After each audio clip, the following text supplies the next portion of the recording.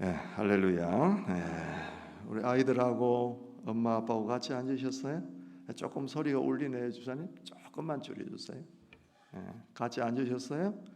선생님 아니면 선생님들 도움을 조금 받으셔도 괜찮고. 자, 오늘 말씀이 어떤 말씀인 것 같은지 조금 쉬운데 목사님 힌트를 좀 드린다면, 요시야라고 하는 사람은 이스라엘의 왕입니다. 유다의 왕입니다. 그것만 기억하시고 한번 엄마한테 이게 무슨 소리인지 여러분이 한번 쭉 한 번만 더 읽어보시고 엄마한테 얘기해 주시고, 또 엄마 아빠가 한번 내용을 간단하게 소개해 주시면 될 것 같아요. 특별한 내용이 없어요. 그냥 있는 그대로만 한번 설명하시면 될 것 같습니다. 한 1, 2분 시간 드릴 테니까 엄마 아빠하고 우리 자녀가 함께 얘기한다는 게 중요한 거니까 한번 해보시기 바랍니다. 말씀을 두고 서로 한번 얘기해 보겠습니다. 네, 시작.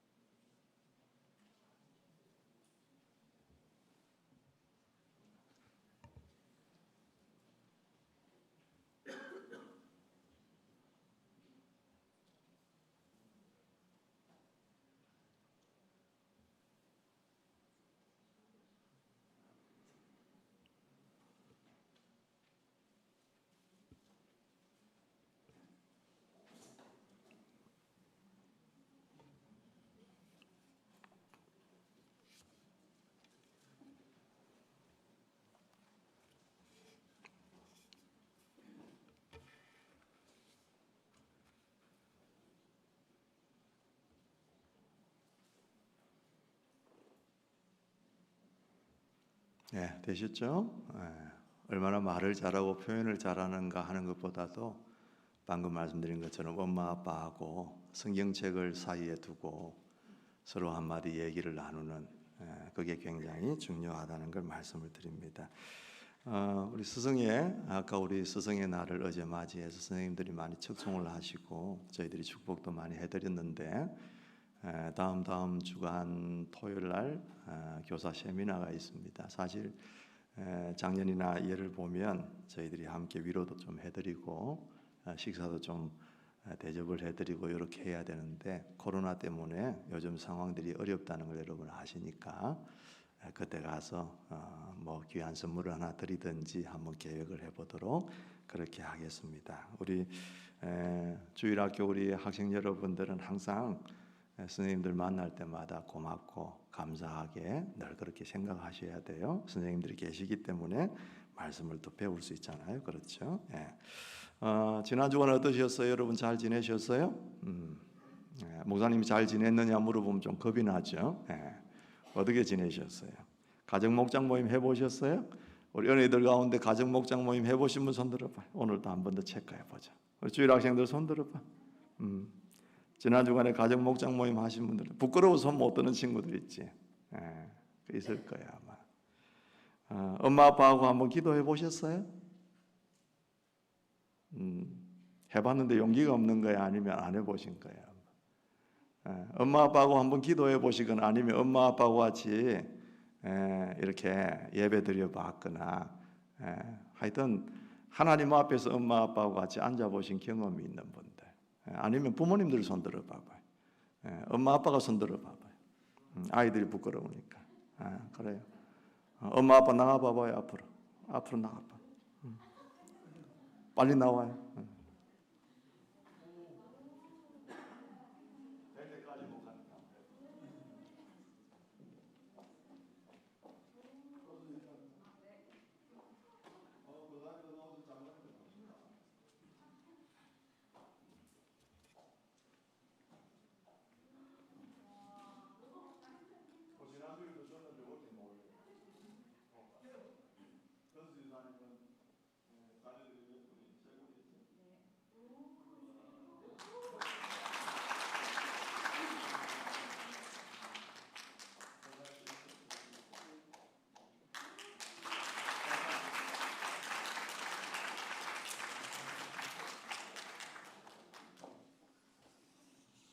뭐 문화상품권 해봐야 적은 거긴 하지만은 좀 격려가 되었으면 좋겠어. 민훈이 집사님 집에는 안 했나? 그래요. 그래요. 혹시 어린이들 가운데 지난 주간에 성경을 한 장 이상 읽어본 친구 손 들어봐. 손 들어봐. 괜찮아. 건이. 또 누가 있어? 예의 다미도 성경 한 장 이상 읽었어요? 성경 한 장 이상 읽은 친구 앞으로 나와봐. 말씀을 줄게.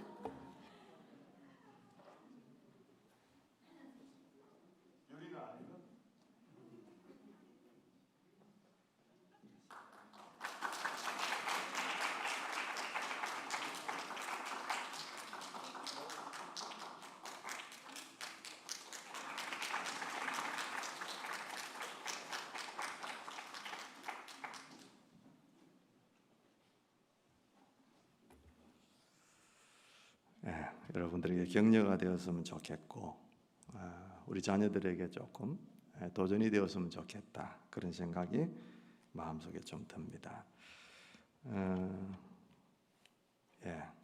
좋습니다. 가정 목장 모임 한번 하십시오. 주일 저녁에 아니면 토요일 저녁에라도. 주일 저녁이 제일 좋죠. 왜냐하면 주일날 주일을 지내고 또 말씀 들은 느낌, 또 결단 이런 것들도 한번 나눌 수 있는 기회가 되니까 참 좋겠다, 이런 생각이 마음속에 듭니다. 한번 목사님 따라하겠습니다. 가정이 살아야 신앙이 삽니다. 한 번 더, 우리 가정이 살아야 자녀가 삽니다. 자녀의 신앙이라는 것은 자녀에게 달려 있는 게 아니라 부모에게 달려 있습니다. 부모가 어떻게 사느냐를 보고 자녀들의 믿음이 커가는 거거든요. 그게 믿음의 전성입니다. 부모가 절대 본을 보이지 않으면 자녀는 감동을 받을 수가 없고, 엄마의 하나님 그렇게 섬기세요, 나는 나대로 그냥 살래요, 그렇게 됩니다. 그런데 부모가 믿음으로 잘 살아서 하나님 안에서 은혜를 누리고 행복한 삶을 사는 걸 보면 자녀들이 나도 엄마 아빠처럼 하나님 섬겨야지, 그 마음이 자연스럽게 배어 나오는 거거든요. 우리가 안 해와서 그게 어색하지만 이제 그걸 좀 연습을 좀 많이 해보자, 그런 생각을 갖는 거예요. 그래서 교회들마다 엄마 아빠는 다 뭐 신앙생활 잘하고 장로님이고 집사님이고 그렇게 하는데도 아이들은 얼마나 빗나가 있는지 모릅니다. 그래서 이거 우리가 엄마 신앙, 아빠 신앙이 자녀들의 신앙이 될 수 있도록 훈련하는 거니까 오늘부터라도 다시 한번 여러분이 연습을 하셨으면 좋겠다, 이런 생각이 마음속에 듭니다. 한 번 더 따라하겠습니다. 가정이 살아야 신앙이 삽니다. 받아들이시면 아멘 하겠습니다. 오늘 말씀의 여러분 제목이 뭡니까? 여러분의 삶의 기준이 뭡니까? 그런 얘기입니다. 방금 여러분들이 엄마 아빠하고 좀 얘기를 나누셨지만 한 왕이 나오죠. 무슨 왕이 나옵니까? 이름이 뭡니까? 요시야라고 하는 왕입니다. 미리 말씀을 드렸지만은 이스라엘은 솔로몬 시대 이후로 나라가 남쪽 북쪽으로 우리나라처럼 갈라졌다고 얘기를 드렸죠. 그래서 남쪽에는 유다를 중심으로, 유다 지파를 중심으로 형성됐기 때문에 남유다라고 얘기를 하고, 북쪽 나라를 북이스라엘 그렇게 얘기를 합니다.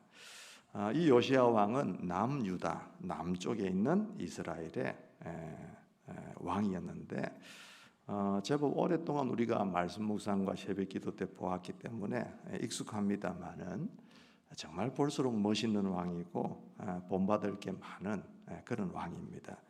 그래서 그동안 말씀을 좀 많이 들었던 분들이 계시겠지만 마지막 정리라고 생각하시고 처음 듣는 말씀처럼 마음속에 잘 새겨 들으시면 좋을 것 같아요.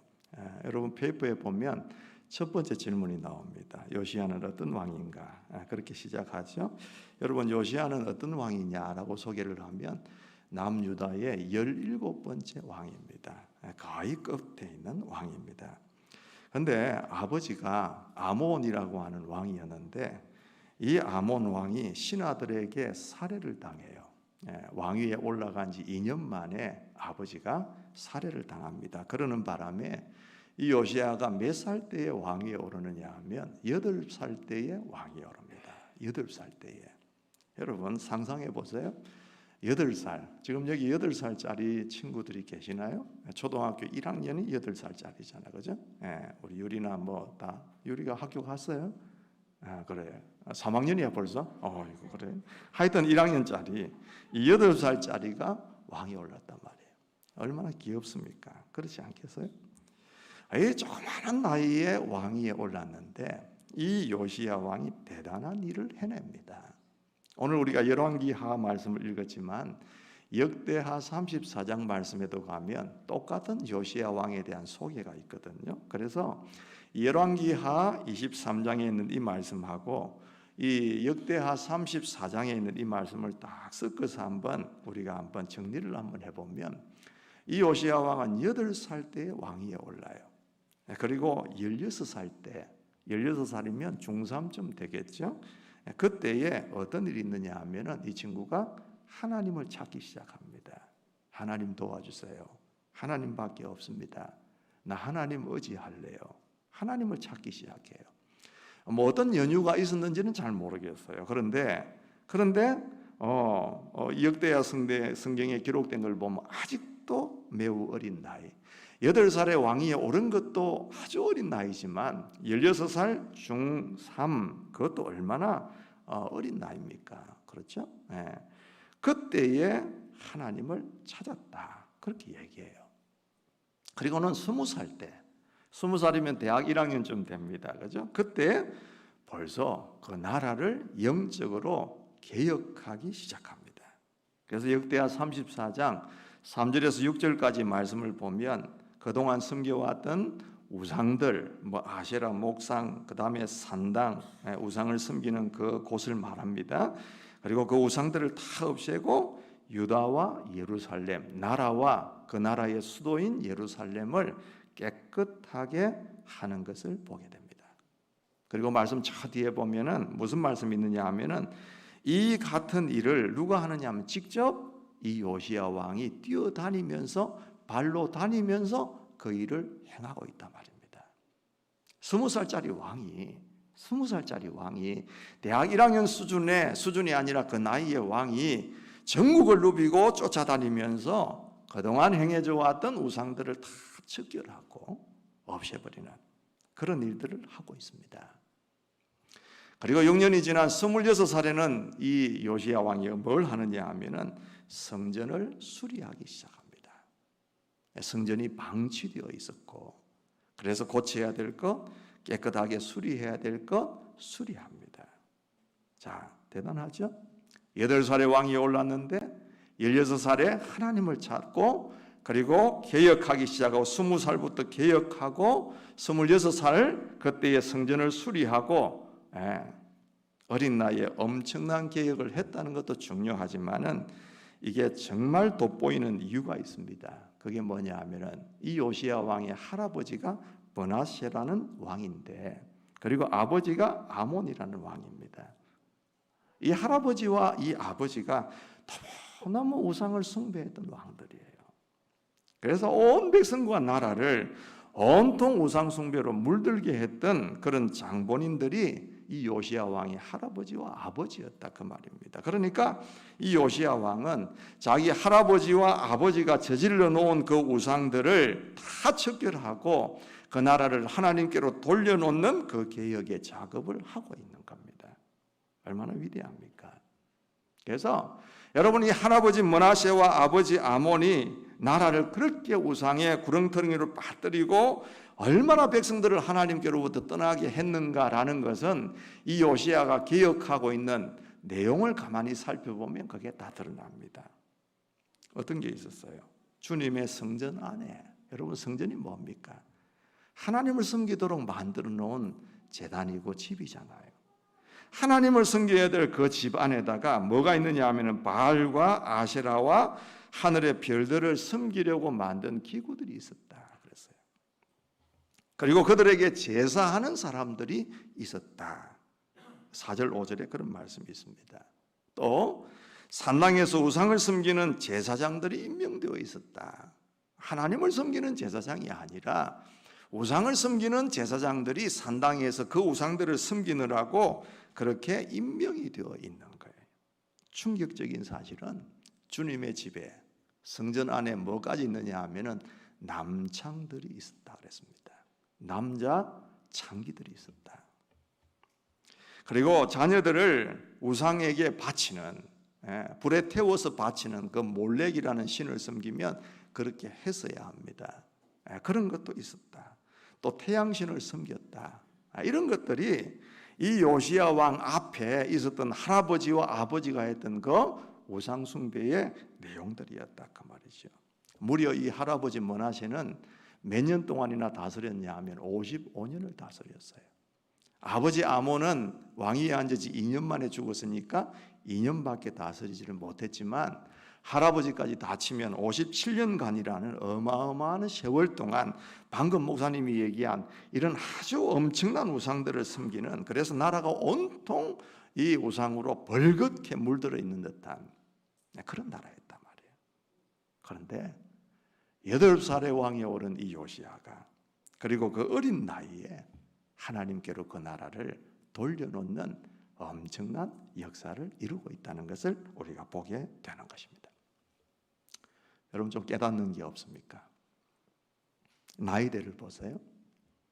몇 살요? 8살, 16살, 20살, 26살, 아주 젊은 세대입니다. 어떻게 보면 우리가 지금 다음 세대라고 하는 여러분들의 세대입니다. 8살 같으면 유초등부 1학년, 16살 같으면 중3, 20살 대학 1학년, 26살 우리 싱글, 그렇잖아요. 우리가 다음 세대라고 말하는 여러분의 세대하고 똑같은 시대에 이 요시야는 그 어마어마한 우상에 속해 있던 그 나라를 하나님께로 돌려놓는 엄청난 일을 하고 있다는 걸 여러분 눈여겨보시면 좋겠습니다. 목사님 뭔 얘기를 하려고 그러냐? 여러분이 절대로 어리지 않다는 겁니다. 여러분에게 사단이 그렇게 속삭이는 소리에 여러분이 속지 않으셨으면 좋겠습니다. 너희들은 아직 어려. 그래서 그냥 교회 가서 그냥 적당하게 놀다가 와. 지금은 어리니까 엄마 아빠 손잡고 교회 가지만 네가 나중에 크면 그냥 하나님 찾으면 돼. 지금 뭐 하나님 믿는다고 그래? 무슨 예배 드린다고 그래? 그냥 목사님 설교는 다 어른들이 듣는 거야. 그런 얘기들이 여러분의 마음에 들릴 때에 그게 다 누가 하는 소리단 말이에요. 성령께서 여러분에게 주시는 생각이 아니라 사단이 여러분들에게 주는 생각이에요. 목사님은요, 고등학교 3학년 될 때까지 남자와 여자가 뭐가 다른지를 잘 몰랐어요. 진짜 순진했거든요. 순수했거든요. 깨끗했거든요. 그래요. 언제 웃을란가 싶어 가만히 있어도 아무도 반응이 없네 그냥. 근데 요즘은 어때요 여러분? 목사님은 첫사랑을 고3 때 했어요. 아주. 나중에 또 물어보지 말고 뭘 했냐. 요즘은 여러분 초등학교 때부터 사춘기가 일어났거든. 초등학생들 남자친구가 있고 여자친구가 있고 그런 얘기 자주 들어요. 그렇죠? 또 엄마들이 하소연을 할 때가 많아요. 요즘은 초등학교 한 4, 5, 6학년만 돼도 뭐 수학 가르치고 이렇게 하려고 하면 엄마가 실력이 딸려가지고 못하겠다는 엄마들이 많이 나와요. 목사님 시절에 중학교 때 배웠던 거 이런 것들이 교과 과정들이 다 밑으로 내려와가지고 미리 배우는 거예요. 일찍이. 컴퓨터를 가지고 놀아서 그런지 어려서부터 영특해요. 눈치도 얼마나 빠른지 몰라요. 애들이. 우리 최 목사님 댁에 이삭이가 있거든요. 봉지에 과자가 들었어요. 그 봉지를 하나 딱 지 손에 쥐어주면 좋아하죠. 다른 분이 와가지고 이사가 그 과자 좀 줘? 그러면 안 준대요.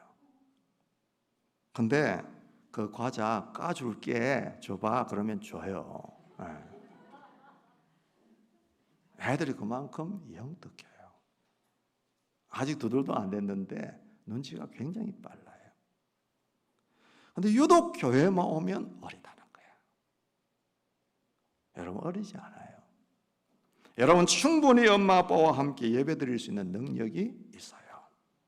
사무엘은 엄마 젖대면서부터 성전에서 제사장 옷을 입으면서 거기서 주님을 섬겼습니다. 젖을 언제 뗐는지는 잘 모르겠어요. 옛날에는 엄마 젖을 오래 먹었거든요. 목사님이 어릴 적에도 보면 목사님은 안 그랬지만 그때 우리 친구들은 초등학교 1학년 때도 엄마 젖 먹는 친구가 있었어요. 사무엘은 몇 살까지 엄마 젖을 먹었는지는 모르겠지만 젖 떼고 나서 성전에 올라가서 키웠으니까 엄마 아빠 떨어져서 살았으니까 한 서너 살 될까요? 그런 생각이 들어요. 목사님의 설교가 여러분이 전도사님이나 여러분의 목사님 설교보다는 조금 어렵게 들릴 수 있어요. 그런데 들으려고 하면 들려요. 듣고 싶은 마음만 있으면 들려요. 여러분 학교에서 뭐 배웁니까? 아는 것 배워요? 모르는 것 배워요? 모르는 것 배우잖아요. 모르는 것 배우면 어렵습니다. 어려운 걸 배우는 그 어려운 과목도 40분 동안 여러분들이 공부하잖아요. 그렇죠? 우리 주일 학생들만 한번 따라해 보겠습니다. 소리가 얼마나 날지 내가 좀 가슴이 두근두근 하기는 하지만 한번 크게 우리 엄마 아빠하고 같이 한번 해보십시다. 우리 어린 아이들하고 나는 절대 어리지 않다. 아멘. 절대 어리지 않습니다. 지금부터 하나님을 알아야 돼요. 만나야 돼요. 그리고 하나님을 경외하는 법을 배워야 돼요. 그리고 하나님을 믿고 의지해야 하나님의 도우심으로 내 앞에 남은 모든 인생들이 다윗처럼 사무엘처럼 다니엘처럼 형통해진다는 것을 확실하게 믿어야 돼요. 이제는 여러분 엄마 아빠의 하나님이 아니라 나의 하나님이 돼야 됩니다. 이제는 엄마 아빠 따라서 눈치 보면서 내가 따라와서 하나님 앞에 서 있는 게 아니라 내가 확실히 믿는 하나님을 예배할 수 있는 사람들이 되어야 된다는 거예요. 야곱 보세요. 야곱이 형한테 파죽 한 그릇 가지고 장자권을 따내고 아버지를 속이고 형을 속이고 그래서 축복을 받고 결국에는 형 눈을 피해가지고 외삼촌 라반의 집으로 막 도망가잖아요. 요즘처럼 무슨 고속버스가 있어요, KTX가 있어요, 아무것도 없어요. 광야에서 혼자 그 먼 길을 한 700-800km 되는 그 엄청난 길을 그 아이 혼자 가야 됐단 말이에요. 첫날 저녁에 광야에서 돌베개를 하고 잠을 자는데 기가 막히지 않습니까? 지금까지 한 번도 집을 떠나본 적이 없고 엄마의 치마폭에 쌓여서 그렇게 사랑받은 아이였는데 이제 내 인생은 어떻게 되나? 외삼촌 집에까지는 제대로 가겠나? 가다가 짐승을 만나면 어떡하지? 도적이나 강도를 만나면 어떡하지? 이런 생각들이 많이 있었을 거예요. 그런 두려운 마음으로 그 추위에 발발 떨면서 저녁에 자고 있는데 하나님께서 이 야곱에게 나타나시잖아요. 꿈속에 하늘로부터 땅에까지 사닥다리가 있고 천사들이 오르락 내리고 하는 전무후무한 신비한 경험을 하게 됩니다. 그러면서 하나님께서 이 야곱에게 뭐라고 하시냐 하면 하나님이 내가 너와 함께 해줄게. 네가 어디로 가든 내가 도와줄 테니까 걱정하지 마라. 그러면서 막 힘을 주시잖아요. 잠에서 깨보니까 꿈이거든요. 꿈치고는 너무 생생한 꿈이에요. 그래서 이 야곱이 뭐라 그럽니까? 과연 나의 하나님이 여기 계시는데도 내가 그걸 알지를 못했구나. 그동안에는 할아버지, 그죠? 그리고 아버지에게서 들었던 하나님이었어요. 그런데 이 야곱이 그 광야에서 자기의 하나님을 만나는 겁니다. 여러분 모두가 다 나의 하나님을 만나는 은혜가 있게 되기를 주님의 이름으로 축복합니다. 절대 어리지 않아요. 절대 어리지 않아요. 어떤 분이 그래요. 목사님이 중학교 2학년 때 목사님이 되기로 결심했으니까 그렇지 요즘 아이들은 안 그래요. 아닙니다, 여러분. 목사님보다 여러분이 훨씬 더 똑똑합니다. 저의 초등학교 시절보다 지금 우리 초등학생들이 훨씬 더 똑똑하고 내 중학교 시절보다 지금 중학생들이 고등학생들이 훨씬 더 똑똑합니다. 우리 목사님들을 봐도 그래요. 혹시 전도사님들이 와도 봐도 그래요. 목사님이 그 나이 때보다도 지금 그 나이 때가 얼마나 사역을 잘 하시는지 몰라요. 여러분 절대 어리지를 않아요. 그런데 중요한 게 한 가지가 있어요. 그 어린 요시야, 그 젊은 요시야, 파릇파릇한 요시야가 그 나라를 온통 하나님의 나라로 개혁을 시키는데 기준을 삼는 게 있어요. 그게 뭘까요? 하나님의 성전을 수리했다 그랬잖아요. 26살에 그 수리를 하다가 발견한 하나님의 율법책이 있었어요. 율법책이 뭡니까? 하나님의 말씀, 하나님의 명령입니다. 그걸 발견한 거예요. 그러니까 방금 말씀드린 대로 57년 동안 할아버지와 아버지 시대에 57년 같으면 어마어마하게 긴 세월입니다. 그때 다 우상을 섬기니까 하나님을 잘 섬기는 어떤 사람이 그 율법책이 그 시대에 나타나면 뭐 정말 가치 없이 사라져 버릴 것 같으니까 그 율법책을 잘 어디다가 숨겨 놓는다고 꽁꽁 숨겨 놨던 것 같아요. 그러니까 그 성전을 수리한다고 이제 뜯고 고치고 이러다 보니까 그 율법책이 이렇게 발견이 된 거예요. 그 당시에 율법책은 이 양 가죽에다가 막 이렇게 글씨를 써서는 두루마리처럼 둘둘둘 말아놓은 그런 것들이었어요. 그게 발견이 된 거예요. 성전을 수리하던 사람들이 율법책을 발견했습니다. 그 얘기를 이 요시야 왕이 들은 거예요. 가져와 봐. 그래서 왕 앞에서 크게 읽어보라고 얘기를 했어요. 그래서 그 말씀을 쭉 읽어가는데 그 도중에 왕이 너무 가슴이 아파서 울면서 옷을 찢기 시작합니다. 옷을 찢는다는 것은 가슴 아프다는 표현이에요. 왜? 그 읽어주는 하나님의 율법의 말씀을 들으니까 자기들이 살고 있는 그 모습들, 지금까지 살아왔던 그 세월들이 얼마나 하나님 앞에 큰 죄악을 짓는 세월이었던가를 깨닫게 된 거예요. 이거 어떡하냐? 이거 어떡하냐? 이 나라가 이렇게 살면서 이렇게 말씀하신 하나님 앞에 어떻게 우리가 살 수 있냐? 이제 우리는 어떡하란 말이냐? 이 큰일 났다. 이 나라는 이제 망하기 일보 직전이야. 우리는 하나님 앞에 너무 큰 죄를 지었구나. 그렇게 해서 왕이 어떻게 하느냐 하면은 이거 나만 들어서 될 게 아니고 모든 백성들에게 다 들려주어야 돼. 그러면서 모든 백성들을 다 예루살렘으로 모읍니다. 그리고 성전에 다 올라오도록 만들어요. 그리고 나서 어떻게 하냐? 23장 3절에 보면 그렇게 기록이 되어 있어요. 왕은 기둥 곁에 서 있고 그리고는 크게 말씀을 외쳐서 읽혀드리면서 뭐라고 얘기하냐면 한번 성경 한번 읽어볼게요. 같이 한번. 왕은 기둥 곁에 서서 시작. 왕은 기둥 곁에 서서 주님을 따를 것과 온 마음과 목숨을 다 바쳐 그의 계명과 법도와 율례를 지킬 것과 이 책에 적힌 언약의 말씀을 지킬 것을 맹세하는 언약을 주님 앞에서 세웠다. 온 백성도 그 언약에 동참하였다. 그렇게 말씀합니다. 백성들에게 하나님의 말씀을 들려주고 너가 이렇게 살래 안 살래? 그러면서 하나님 앞에 그렇게 살도록 언약, 약속을 맺도록 그렇게 이 왕이 이끌어가고 있는 거예요. 그리고는 본격적으로 개혁을 시작해요. 4절부터 쭉 나오는 말씀들 얼마나 개혁하는 게 많았던지 거의 한 장을 통째로 차지하면서 개혁하는 내용만 얘기를 해요. 바알과 아세라와 하늘의 별들을 섬기려고 하던 기구들을 성전으로부터 밖에 내놓도록 명령을 하고 그걸 다 불태워버립니다. 우상을 숭배하는 제사장들을 내쫓습니다. 바알과 태양과 달과 하늘의 별에게 제사 지내는 사람들을 모두 몰아냅니다. 주님의 성전에 있던 남창의 집을 깨끗하게 없애버립니다. 산당들을 모두 헐어버렸어요. 그리고 몰렉에게 불태워서 자식을 바치는 그 우상을 숭배하는 일을 못하도록 했습니다. 태양신을 섬기려고 만든 말의 동상 같은 걸 헐어버리고 태양술에도 불태워버렸습니다. 나무로 만든 그 돌로 만든 그 모든 상들을 모양들을 토막토막 잘라서 갈아서 없애버립니다. 심지어는 남쪽 유다만 아니라 북쪽에 있는 그 여로보암이 만들었던 그 제단, 그 이스라엘로 죄를 짓게 한 그 제단과 산당도 헐어버립니다.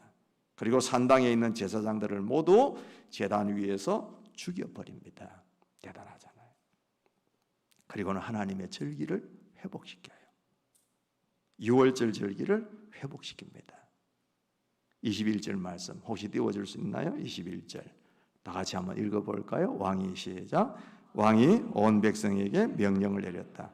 이 언약책에 기록된 대로 주 당신들의 하나님께 감사드리는 유월절을 준비하십시오 그랬습니다. 이 언약책에 기록된 대로 하나님께서 이 말씀을 하셨으니까 우리가 절기를 지켜야 합니다.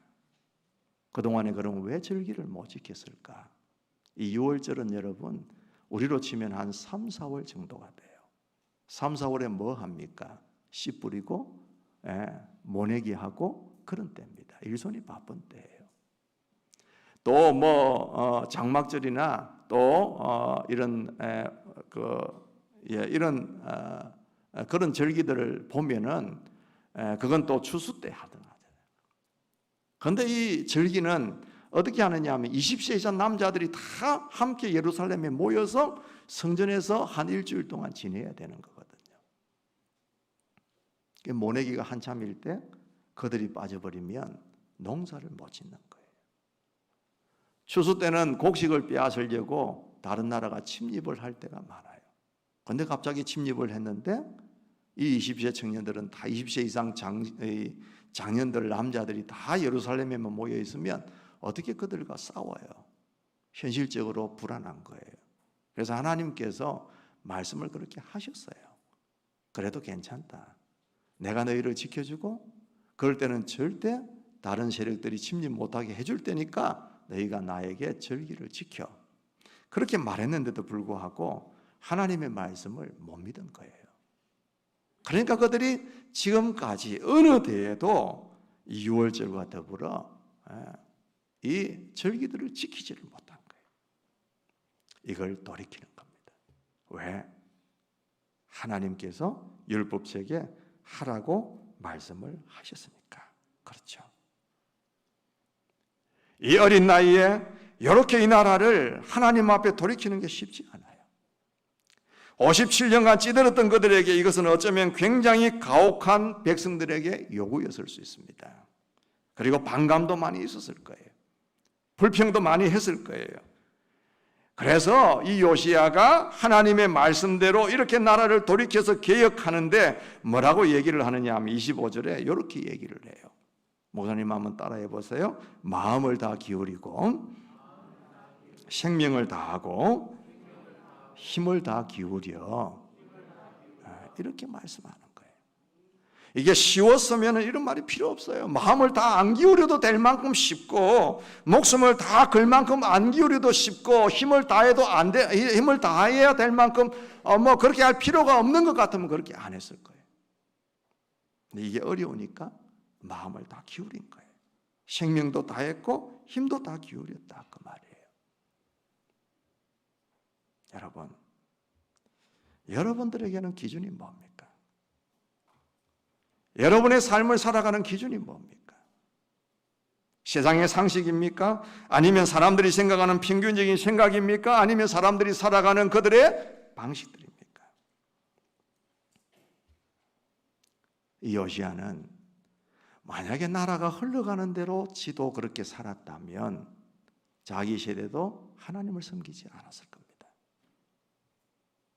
그런데 하나님의 율법책이 기준이 되었기 때문에 그 말씀을 통하여서 그 시대를 보았기 때문에 그 나라와 그 시대를 하나님께로 돌려놓을 수 있었다는 거죠.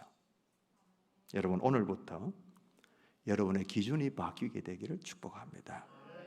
요시야의 개혁의 기준이었던 하나님의 말씀이 우리의 삶의 기준으로 자리 잡게 되기를 원하는 겁니다. 하나님의 말씀이 맞다 그러면 맞는 것이고 아니다 그러면 아닌 것으로 받아들이는 은혜가 있기를 바랍니다. 하나님의 말씀 속에 있다 그러면 있는 것이고 없다 그러면 없는 것이고 하나님이 하라 그러면 아무리 힘들어도 해야 되는 것이고 하나님의 말씀이 하지 말라고 얘기하면 아무리 내가 하고 싶어도 하지 않아야 된다는 것을 우리가 인식할 수 있는 기준이 우리에게 필요하다 그 말이에요. 왜? 우리는 하나님의 말씀을 따라서 살아야 될 하나님의 백성이기 때문에 그래요. 우리의 삶과 우리의 삶의 법과 기준은 뭐냐? 하나님의 말씀입니다. 세상은 여러 방법과 방식들을 우리 앞에 내놓습니다. 거기에 홀리지 않으려면 뚜렷한 기준이 있어야 돼요. 세상의 흐름이 기준이 되지 않고 하나님의 말씀이 우리의 기준이 되어야 되는 것, 그게 하나님의 백성의 모습이라는 것을 얘기해 주고 있는 부분입니다. 여러분, 세상의 기준은 뭡니까? 이렇게 살아라라고 하는 기준들을 제시하는 게 뭡니까? 돈 많아야 행복해, 뭐니 해도 머니가 최고고 돈이 최고야, 그러잖아요. 여러분, 요즘 세상에 제일 돌풍을 일으키고 관심사가 뭡니까? 비트코인, 가상화폐, 그런 거, 뭐 부동산 투기, 거기에 인생 전체를 거는 사람들이 많습니다. 그렇죠?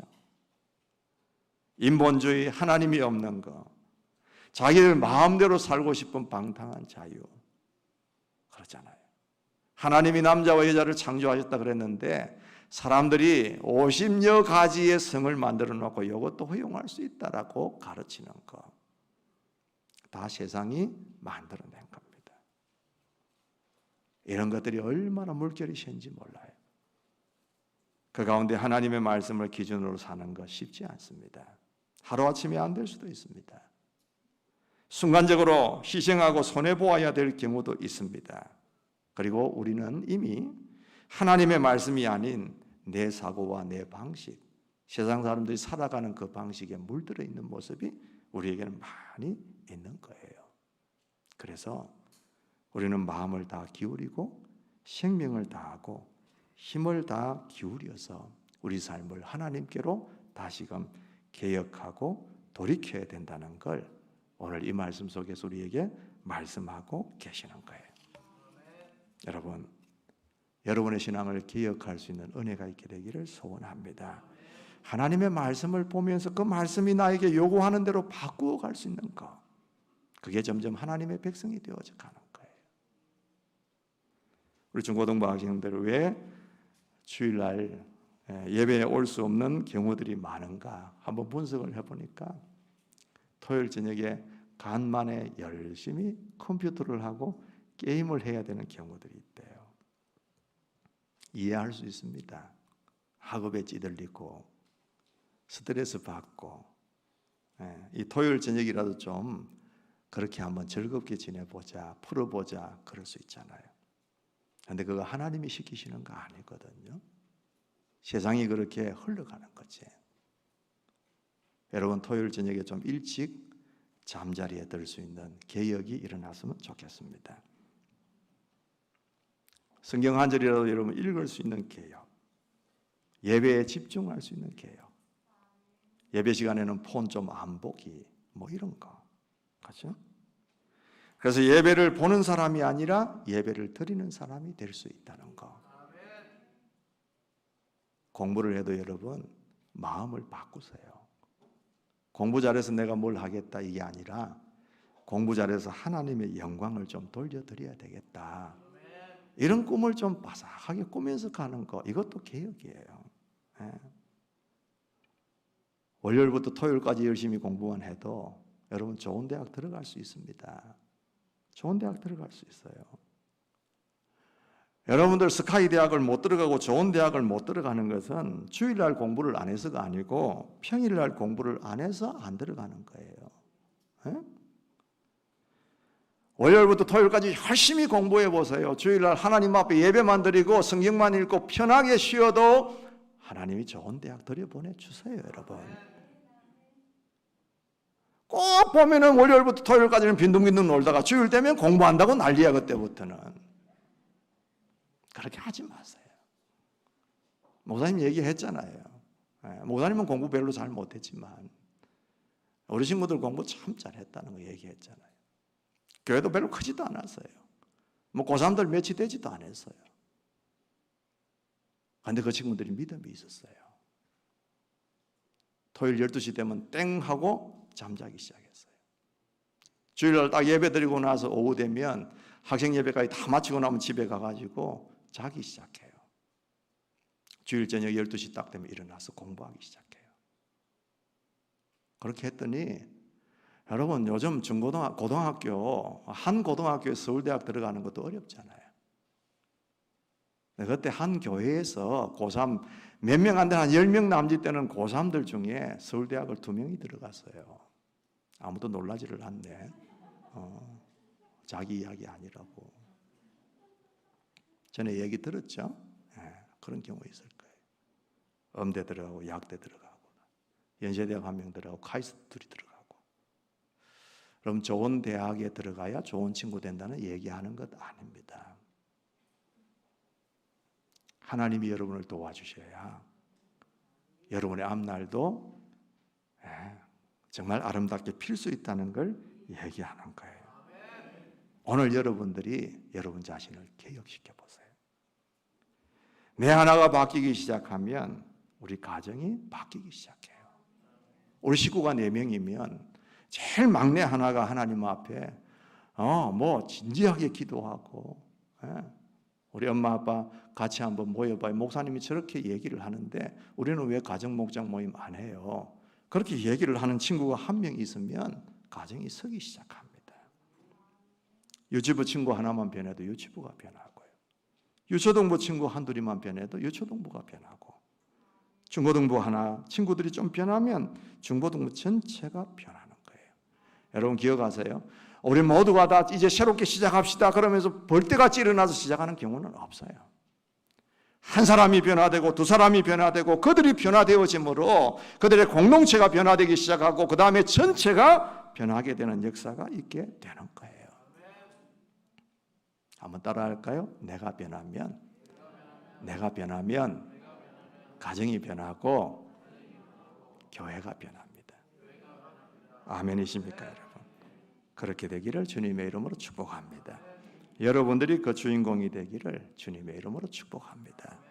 그래서 여러분 자신이 변하고 가정도 변하고 우리 교회가 변하는, 여러분이 속해 있는 중고등부, 유초등부, 유치부가 변하는 그런 놀라운 역사가 있게 되기를 주님의 이름으로 축복합니다. 여러분 이제 페이퍼에 한번 마이 페이지에다가 여러분 한번 적어보세요. 내가 개혁해야 될 거, 마음속에 한번 각오하고 결심해야 될 거, 혹은 내가 깨닫게 된 거, 그런 거 있으면 한두 줄만 한번 쭉 적어보시는 시간, 한 1분 정도 시간 드릴 테니까 한번 적어보세요.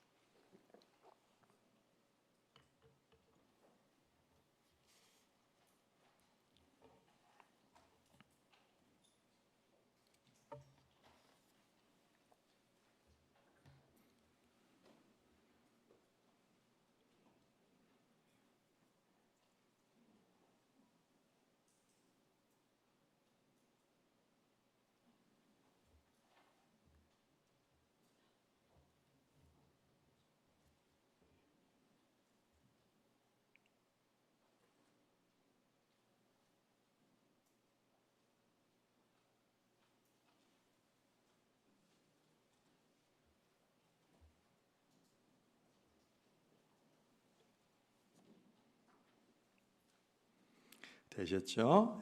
자리에다